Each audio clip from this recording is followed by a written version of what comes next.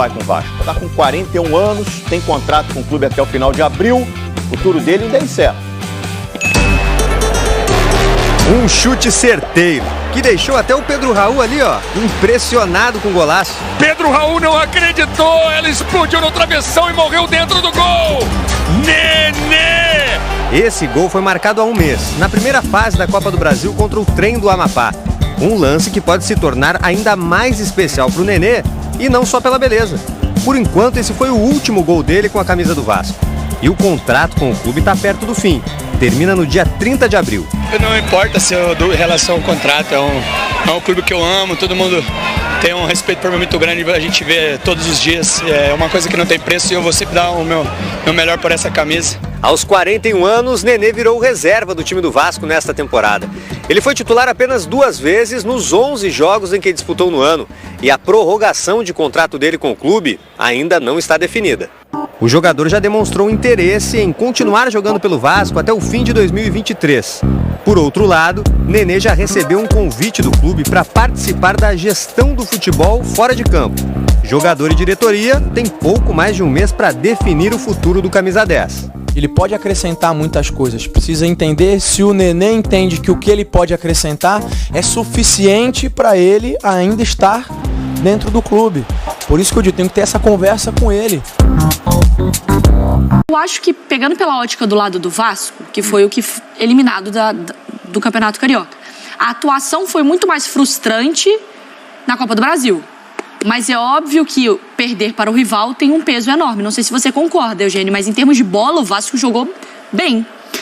Preciso entender que são 2 jogos completamente diferentes, né?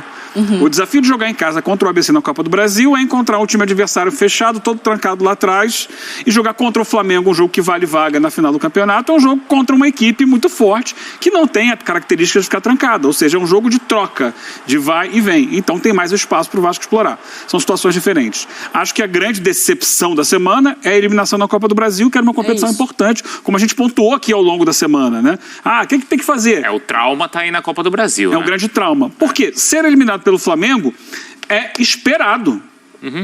É esperado. E foi eliminado sem ser superado de forma grandiosa.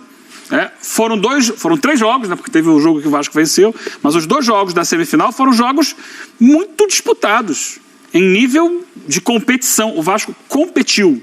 Forçou o Flamengo a se reorganizar, a se readaptar, a mudar a sua maneira de jogar.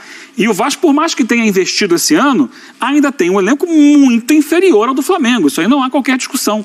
Então, o Vasco melhorou. Melhorou, é um time bem melhor do que era no passado, mais preparado, mas muito longe do que é o Flamengo. Ele conseguiu empurrar o Flamengo para que o Flamengo saísse da sua zona de conforto, mudasse. O Flamengo teve que cortar na carne, coisa que a gente pedia aqui, para ganhar ontem o jogo. Ele tira o Gabigol, ele tira o Arrascaeta, sabe? Ele tira o Gerson, ele mexe em peças que eram intocáveis no Flamengo. Por entender que, agora eu tenho que fazer alguma coisa. Então o Vasco tem mérito nisso agora. Óbvio que vai ficar a gozação do rival no dia a dia. Então desde ontem, redes sociais, é o vizinho que grita, é o cara na escola que vai chegar hoje, vai provocar. Mas isso faz parte do futebol. Até porque a Mariana mesmo incentivou a torcida a falar, pode esperar que a tua hora vai chegar, né, Vicária, Mariana? A culpa é sua. Eu te falo, fica quieto, fica calado. Só aproveita. Mas até a gozação, a do Mateuzinho, ela não deixa de ser um elogio. Sim. Mas então o confronto foi mais equilibrado do que o placar final mostrou, é isso, Marra? Foi, mas ele também é condicionado por uma situação, assim, eu preciso do resultado, então eu tenho que sair mais. Sim, claro. Um olhar... Principalmente o 3º gol ali. Sim, um olhar distante do campeonato estadual.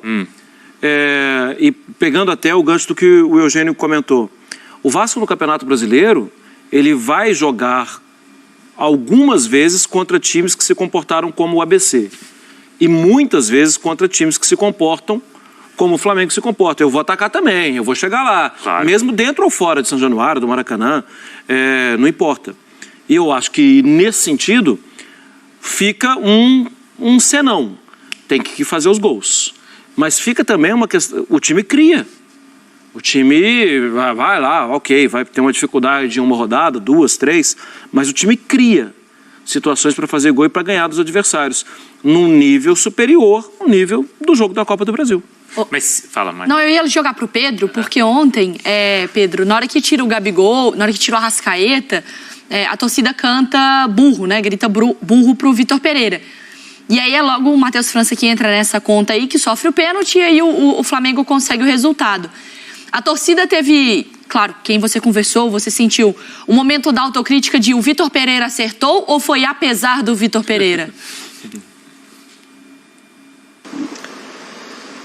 Olha, Mari, acho que estava numa batida mais de apesar do Vitor Pereira, assim.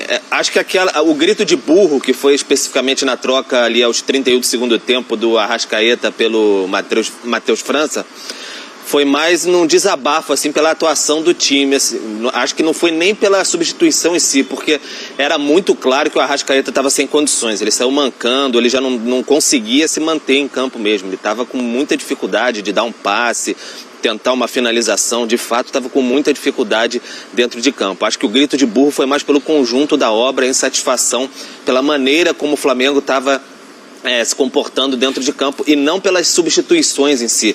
Era muito claro que o Flamengo fisicamente já estava devendo. Então as trocas foram até compreensíveis, mas assim, o grito de burro é insatisfação pelo conjunto, porque a torcida do Flamengo parecia que estava entendendo que não ia dar bom ali da maneira como estava se desenhando o jogo, até que o garoto ali, o Matheus França, com mais vitalidade, dá aquele bote ali no Rodrigo e aí arranca aquele pênalti da Cartola, que aí basicamente sacramentou a classificação do Flamengo.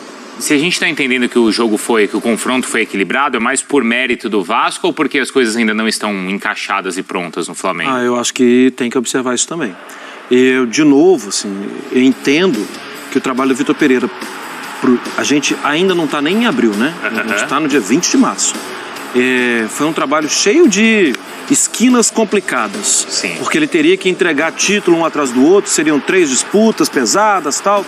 E isso atrapalha uma sequência, um planejamento de trabalho. Porque ele foi tendo um insucesso, foi tendo que parar para pensar. E aí começa a pressão e tal. Bom, montado o cenário, eu também acho que está um pouco lento. E que se a gente pega de lá para cá, acho que tem uma coisa que ele já está flertando com não abrir mão. 3 zagueiros. 3 zagueiros. Ontem a gente falava na semana passada, quem vai ser o lateral direito e tal? O ala pela direita. Cebolinha. Era mais ou menos a nossa suspeita, né? Falávamos sobre isso. Levantamos o Matheus França também e tal. Mas eu acho que ainda é pouco, Bruno, pela qualidade que tem nas mãos e pela experiência dele como técnico. Ele talvez não tenha tido o poder, talvez ele não tenha tido talvez até a percepção de que eu preciso agir rápido aqui com esses 3 zagueiros porque meus títulos estão saindo pelas mãos e tal. É difícil a sensação, é difícil. Mas acho que alguma coisa já poderia